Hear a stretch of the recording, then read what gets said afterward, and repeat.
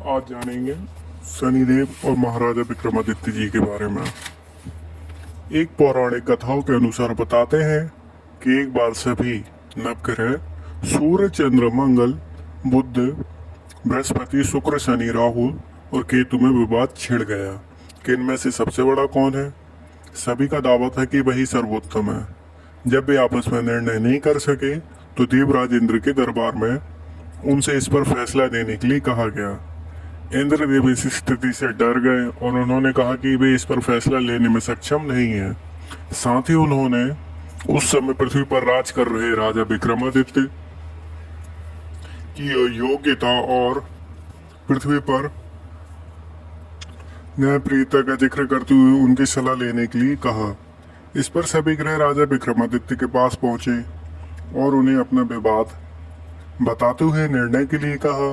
ग्रहों की बात सुनकर राजा काफी चिंतित हो उठे, क्योंकि वे जानते थे कि जिस किसी को भी छोटा बताया वही रुष्ट हो जाएगा। अब राजा ने युक्ति निकाली। उन्होंने स्वर्ण, रजत, कांस्य, पीतल, सीसा, रागा, जस्ता, अभ्रक और लोहे से 9 सिंहासन बनवाए और उन्हें इसी क्रम से रख दिया, जिसके बाद सभी ग्रहों से निवेदन किया कि वे सिंहासन पर स्थान ग्रहण करें।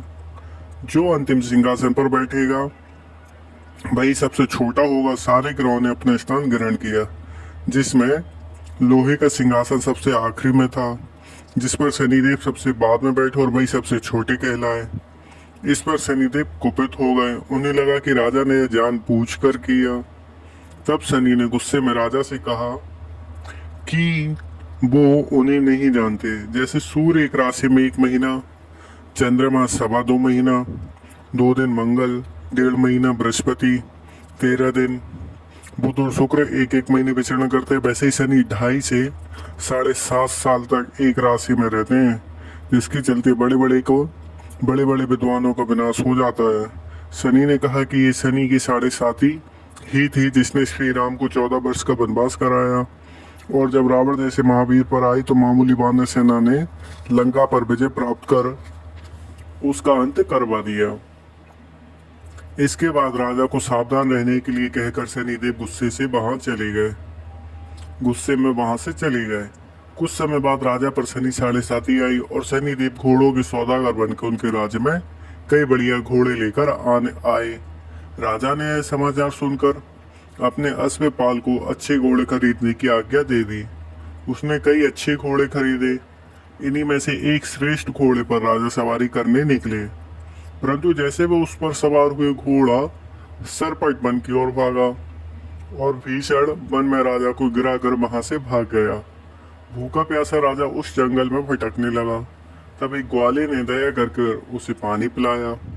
राजा ने प्रसन्न होकर उसे अपनी अंगूठी दे दी। इसके बाद वो एक सेठ की दुकान में उज्जैन पहुंचा और अपना नाम बताया, बीका। सेठ की दुकान में उन्होंने जल पीकर कुछ देर विश्राम किया। भाग्य से उस दिन सेठ की खूब कमाई हुई। सेठ ने समझा कि बीका उसके लिए भाग्यशाली है। वह उसे खाना खिलाने अपने साथ घर ले गया, जहां खूंटे पर एक हार टंगा था।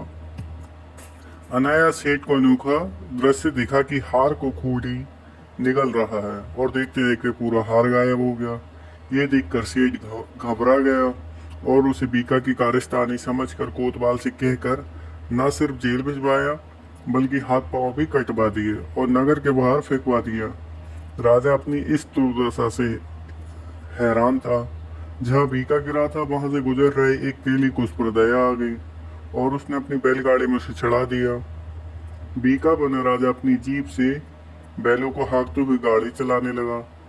उसी काल में राजा की शनि दशा समाप्त हो गई और वो वर्षा के स्वागत के लिए मल्हार गाने लगा। इस गीत को नगर की राजकुमारी ने सुना और उस पर मोहित हो गई। उसने मन ही मन प्रण कर लिया कि वह गायक से विवाह करेगी, पर पता चला कि वह गायक कौन है और उसका पता लगवाने के लिए उसने राजा अपनी दासी को भेजा। पता लगवाने पर राजा की स्थिति के बारे में पता चला, परंतु सबके समझाने के बावजूद भी राजकुमारी का निश्चय नहीं बदला और उसने उसी अपंग गायक से शादी करने का निर्णय लिया। अतः दोनों का विवाह हो गया। तब शनिदेव ने राजा को स्वप्न में दर्शन देकर कहा कि देखा मुझे छोटा बताने का नतीजा। तब राजा ने उनसे क्षमा मांगी और अनुरोध किया कि ऐसा कष्ट किसी को भी ना दें। तब शनिदेव ने कहा, जो उनका व्रत करेगा और कथा कहेगा उसे शनि की दशा में कोई दुख और कष्ट नहीं होगा। उनके सारे मनोरथ पूर्ण होंगे। साथ ही राजा को हाथ पैर भी वापस दिए गए। सुबह राजकुमारी अपने पति को एकदम ठीक देखकर हैरान रह गई। जब राजा ने उसे अपना असली परिचय देते हुए बताया कि वह उज्जैन के राजा विक्रमादित्य हैं। जब सेठ ने यह सब सुना तो वह राजा से क्षमा मांगने लगा, पर इस पर राजा ने कहा कि वह तो शनिदेव का क्रोध था, इसमें किसी का कोई दोष नहीं है। सेठ ने कहा कि उसे शांति तभी मिलेगी जब वे उसके घर चलकर भोजन करेंगे। राजा गया तो सेठ ने देखा कि खूंटी ने हार वापस निगल दिया। सेठ ने अपनी कन्या का विवाह भी राजा से कर दिया।